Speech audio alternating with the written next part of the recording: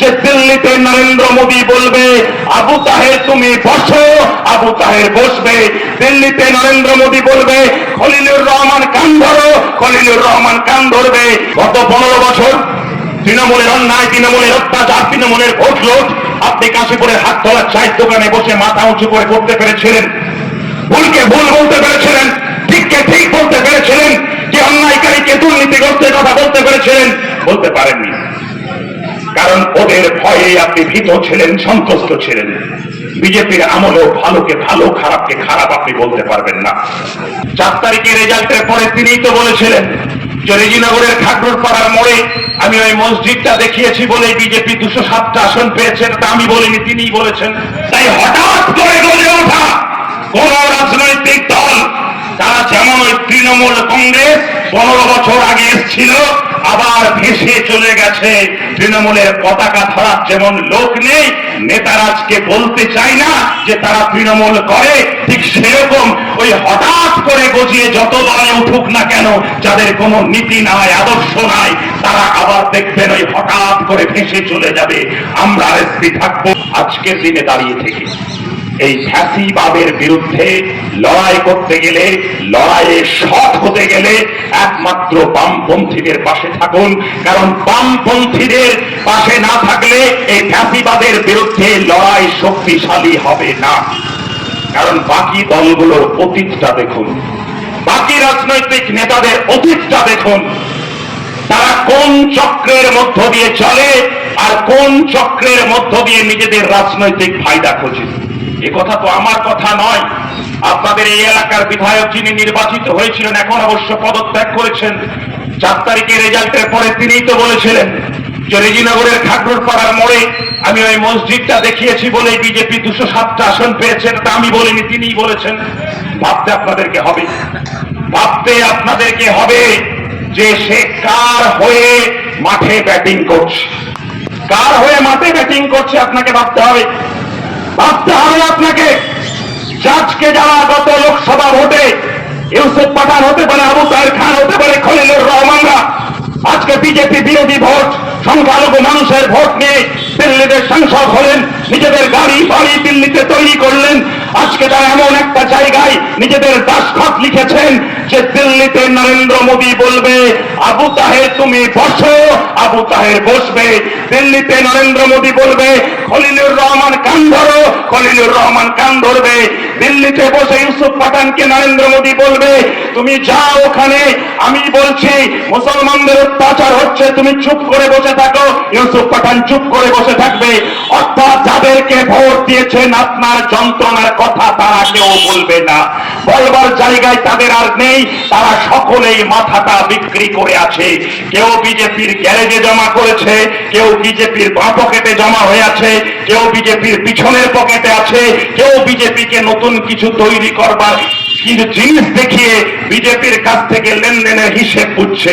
আপনাকে বিজেপির বিরুদ্ধে লড়াই করতে হলে, আপনাকে বিজেপির বিরুদ্ধে লড়াই করতে হলে বামপন্থীদেরকে শক্তিশালী করতে হবে। এই কথা ঠিক।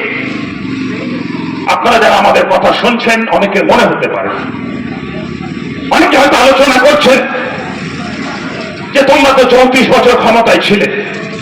হ্যাঁ, আমরা 34 বছর ক্ষমতায় ছিলাম। তোমরা কি 34 বছর মানুষের সব যন্ত্রণা, সব দুঃখ মেটাতে পেরেছ?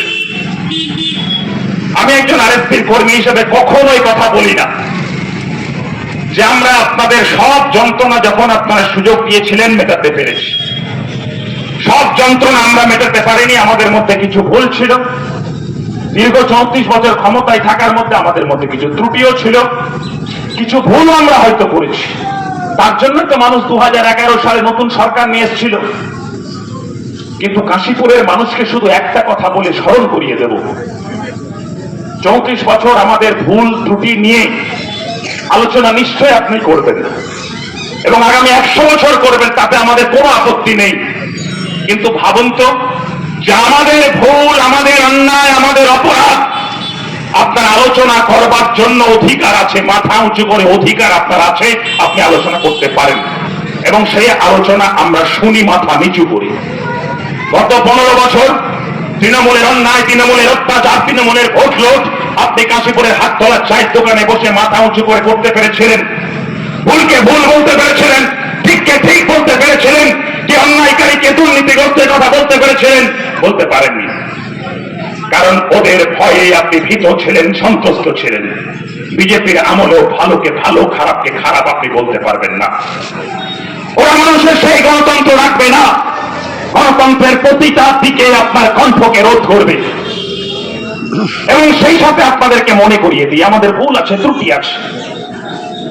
মুর্শিদাবাদ জেলা বলুন, গোটা রাজ্য বলুন, বিভিন্ন জায়গায় বলুন, বেশিরভাগ পঞ্চায়েত কাদের? তৃণমূল কংগ্রেসের। বেশিরভাগ পৌরসভা কাদের? তৃণমূল কংগ্রেসের। এবং বেশিরভাগ পঞ্চায়েত পৌরসভা তারা ভোট না করে প্রায় লুট করেছে, চুরি করে তারা জিতেছে। এবং বহু জায়গায় মামলা ছিল, কেস হয়েছিল, তার কেসের ভবিষ্যৎ হয়নি। কিন্তু আজকে দেখুন, বিজেপি ক্ষমতায় আসার সাথে সাথে যাদের এত ক্ষমতা ছিল, যাদের দম্ভে চায়ের দোকানে বসে আপনি কথা বলতে পারতেন না, আজকে তারা সবাই ভিজে বেড়ালের মতো নিজের নিজের চেয়ার থেকে পদত্যাগ করছে। বেলডাঙ্গা চেয়ারম্যান নাকি শুনেছি পদত্যাগ করেছে, বহরমপুর পৌরসভার চেয়ারম্যান শুনেছি পদত্যাগ করেছে, কলকাতা পৌরসভার কর্পোরেশনের চেয়ারম্যান ববি হাকিম এখন পদত্যাগ করে শুভেন্দু পাশেই বসে।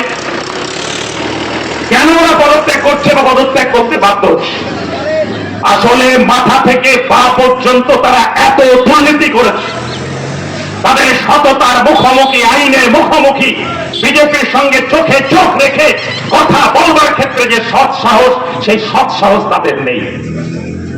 এই সৎ সাহস নেই বলে তারা পদত্যাগ করছে। এবং ঘুর পথে বিজেপি এই ক্ষমতাগুলোকে দখল করবার চেষ্টা করছে। আমরা আপনাদেরকে বলবো, কাশীপুর পঞ্চায়েত তো বামপন্থীরা চালিয়েছে, খুব বেশি দিনের পুরনো তো নয়। 8-10 বছর 12 বছর পিছনের দিকে যদি স্মৃতি চলে যান তাহলেই তো জানতে পারবেন। কাশীপুর এলাকায় তো আরএসপি কে আপনারা জিতিয়েছেন, পঞ্চায়েতের মেম্বারও করেছেন, এখনো আমাদের কমরেড গোলাম গাউস মেম্বার আছে। সেই জায়গায় দাঁড়িয়ে থেকে এই পঞ্চায়েতি ব্যবস্থাটাকে বামপন্থীরা কোন চোখে দেখতো আর এরা কোন চোখে দেখে, এর পার্থক্যটাকে করবেন না? ওদের পঞ্চায়েতের মেম্বার, পঞ্চায়েতের প্রধানদের আচার আচরণ ব্যবহার কেমন ছিল, আর আমাদের এদের কেমন ছিল, এদের কেমন আছে, এই পার্থক্যটা আপনারা করবেন না? এবং দিন শেষে যদি আপনি একটা বড় শক্তির বিরুদ্ধে লড়াই করতে চান, তাহলে নীতি, নৈতিকতা, আদর্শ বোধকে শক্তিশালী না করলে লড়াই করা যায় না। কেন এই শেষ কথা এটা বলবো, নীতি, নৈতিকতা, আদর্শ বোধ? আজকে আমরা যখন কাশীপুর হাটতলায় মিটিং করছি, প্রায় 40-50 জন আমাদের পার্টির কমরেড যেমন উপস্থিত হয়েছেন, কাশীপুর হাটতলার মানুষ আমাদের চারিদিক থেকে এসে মিটিং শুনছেন। এমনও দিন গেছে কাশীপুর হাটতলাতে গত 7-8-10 বছরে, বাইরে গিনাগরের বাস স্ট্যান্ডে আমরা হয়তো একজন বক্তৃতা করেছি, আমাদের সঙ্গে হয়তো 1-2 জন আমাদের পার্টি কমরেড পাশে দাঁড়িয়ে থেকেছেন। আমাদের যারা রাজনৈতিক বিরোধী তারা দূর থেকে আমাদেরকে হেসেছেন, ব্যঙ্গ বিদ্রুপ করেছেন, বিশেষ করে তৎকালীন শাসক কংগ্রেস। কিন্তু আমরা লড়াই করেছি, আমরা রাজনীতিতে থেকেছি, আমরা মাইক নিয়ে আমাদের রাজনৈতিক বক্তব্য রেখেছি। আবার 20 বছর 30 বছর পিছনের থেকে ফিরে যান, এই হাটতলাতে যে 30 বছর আগে আরএসপি মিটিং ডাকতো, গোটা কাশীপুরের মানুষ হাটতলায় জমায়েত হতো, হাজার হাজার মানুষ, কাশীপুরের মানুষ আরএসপির মিটিং মিছিল শুনত। এই যে 3টে ধারার কথা বললাম, যেদিন 1000টা মানুষ আসতো আমাদের ডাকে কাশীপুরে, সেদিনও আরএসপি ছিল। যেদিন 2টো মানুষ এসে ভয়ে ভীতিতে আমাদের মিটিং শুনেছে, সেদিনও আরএসপি ছিল। আজকে 100 জন মানুষ এসছে, সেদিনও আরএসপি আছে। কারণ আরএসপির একটা নীতি, আদর্শ, বোধ আছে। ওই গ্রামের কথাই বলে না যে অঙ্কুর আছে, অর্থাৎ বীজ আছে, বীজ আছে একটা জায়গায় পোতা। তাই হঠাৎ করে গড়ে ওঠা কোন রাজনৈতিক দল, তারা যেমন ওই তৃণমূল কংগ্রেস 15 বছর আগে এসেছিল, আবার ভেসে চলে গেছে। তৃণমূলের পতাকা ধরার যেমন লোক নেই, নেতারা আজকে বলতে চায় না যে তারা তৃণমূল করে, ঠিক সেরকম ওই হঠাৎ করে গজিয়ে যত দলে উঠুক না কেন, যাদের কোনো নীতি নাই, আদর্শ নাই, তারা আবার দেখবেন ওই হঠাৎ করে ভেসে চলে যাবে। আমরা আরএসপি থাকবো, আমরা বামপন্থীরা থাকবো এবং বিজেপির বিরুদ্ধে চোখে চোখ রেখে লড়াই করব এবং সেই লড়াই শেষ পর্যন্ত করব। এবং এই লড়াই যদি 27 লক্ষ এসআইআর যাদের নাম বাদ গেছে তাদের ওই নাম তোলার লড়াই যেমন থাকবে এবং পেট্রোল ডিজেল গ্যাসের দাম কমানোর লড়াই থাকবে, লড়াই যেমন থাকবে সাধারণ মানুষের ধর্ম আচরণ করবার অধিকার, সেই অধিকারের পক্ষে লড়াই থাকবে। লড়াই থাকবে গরিব মানুষের পেটে যারা লাথি মারছে তাদের, সেই লাথি যারা মারছে তাদের বিরুদ্ধে লড়াই থাকবে। শুধু আপনাদেরকে করজোড়ে আবেদন করব, আসুন বামপন্থাকে শক্তিশালী করুন, আরএসপিকে শক্তিশালী করুন। রেজিনগরের মাটি আরএসপির মাটি, এই আরএসপির মাটি রক্ষা করবার জন্য আমরা আছি, আপনাদের সাহায্য চাই।